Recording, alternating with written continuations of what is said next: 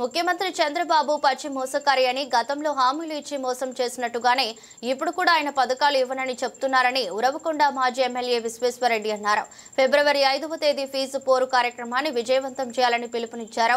Uravakonda YCP కార్యాలయంలో విద్యార్థి విభాగం నాయకులతో కలిసి ఎందుకు సంబంధించిన పోస్టర్లను ఆవిష్కరించారు. ఫీజు రియంబర్స్మెంట్ నిధులు ఇవ్వకపోవడం వల్ల ఎంతో మంది విద్యార్థులు ఇబ్బందులు పడుతున్నారని, చాలా మందిపై చదువులు వెళ్లలేకపోతున్నారని, మరోవైపు కొంతమంది ఆత్మహత్యలు కూడా చేసుకుంటున్నట్లు విశ్వేశ్వరరెడ్డి తెలిపారు. ఇంట్లో ఎంతమంది పిల్లలు ఉన్నా వారందరికీ అమ్మకు వందనం ఇస్తామని, సంతానాన్ని పెంచుకోవాలని చంద్రబాబు చేసిన వ్యాఖ్యలను గుర్తు చేశారు. ప్రజలను ఇంత దుర్మార్గంగా మోసం చేస్తూ వంచిస్తున్న చంద్రబాబు పాలనకు వ్యతిరేకంగా ఫీజు పోరు కార్యక్రమాన్ని చేపట్టినట్లు విశ్వేశ్వరరెడ్డి తెలిపారు. కార్యక్రమంలో విద్యార్థులు, వారి తల్లిదండ్రులు పెద్ద ఎత్తున హాజరు కావాలని, ప్రభుత్వాన్ని నిలదీయాలని ఆయన విజ్ఞప్తి చేశారు. ప్రభుత్వం విద్యార్థులకు బకాయి పడ్డ ఫీజు రీఎంబర్స్మెంటు, అదేవిధంగా వసతి దీవెన లాంటి బకాయిలు దాదాపు 3,900 కోట్ల రూపాయలు వెంటనే చెల్లించాలని ఈ ప్రభుత్వాన్ని డిమాండ్ చేస్తూ విద్యార్థుల తల్లిదండ్రులు, విద్యార్థి సంఘాలు, విద్యార్థులం అందరం కలిసి జిల్లా కలెక్టరేట్ల ముందు పెద్ద ఎత్తున నిరసన కార్యక్రమాలు రాష్ట్ర వ్యాప్తంగా చేపడతా ఉన్నాం.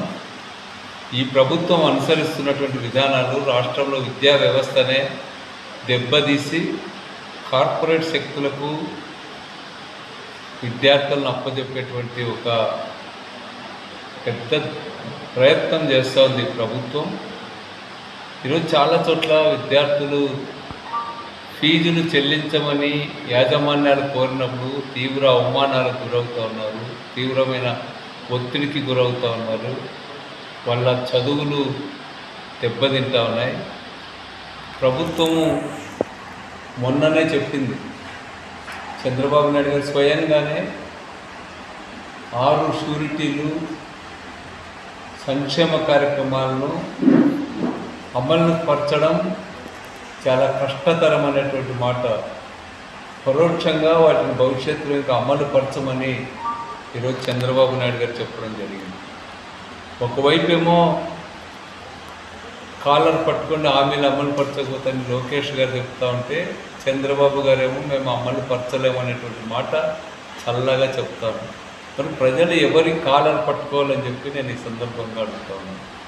అదేవిధంగా నిన్నటి వరకు ఇంట్లో ఎంతమంది ఆడపిల్లలు ఉంటే అంతమంది కూడా ఒక్కొక్కరు నెలకు 1,500 రూపాయలు ఇస్తామన్నారు.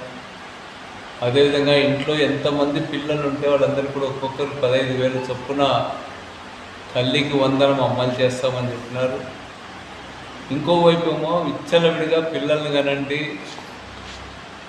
మీరు 2 కంటే ఎక్కువ మంది పిల్లలు ఉన్నటువంటి వాళ్ళకి ప్రోత్సాహకాలు ఇస్తాం, స్థానిక సంస్థల ఎన్నికల్లో 2 పిల్లలకే 2 పిల్లలకే పరిమితమైనటువంటి వాళ్ళకి పోటీ చేసే అవకాశం లేకుండా చేస్తామని చెప్తా ఉన్నారు.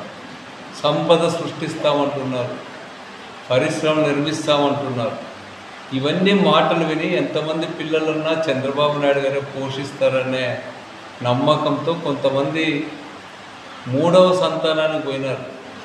వాళ్ళందరూ ఇప్పుడు ఆలోచిస్తున్నారు. నిన్న చంద్రబాబు మాటలు విన్న తర్వాత గర్భాన్ని వెనక్కి తీసుకోవడం మంచిది, అబార్షన్లు చేసుకుంటే తప్ప మన పిల్లల్ని పోషించడము, ఈ చంద్రబాబు మాటలు వింటే మనం నాశనం అయిపోతాం అనేటువంటి అభిప్రాయానికి చాలామంది వస్తూ ఉన్నారు. అంటే చంద్రబాబు నాయుడు గారు ఎంత నీచమైనటువంటి రీతిలో అబద్ధాలు ఇవన్నీ చెప్తున్నారు అనేటువంటిది ప్రజలు అర్థం చేసుకోవాల్సిందిగా కోరుతున్నాం. అందుకనే రాబోయే కాలంలో వైఎస్ఆర్ కాంగ్రెస్ పార్టీ ప్రభుత్వపు మోసపు హామీలు, అబద్ధపు మాటలకు వ్యతిరేకంగా ప్రజల్ని చైతన్యపరుస్తాం, నిరసనలు తెలియజేస్తామని చెప్పి తెలియజేస్తాం.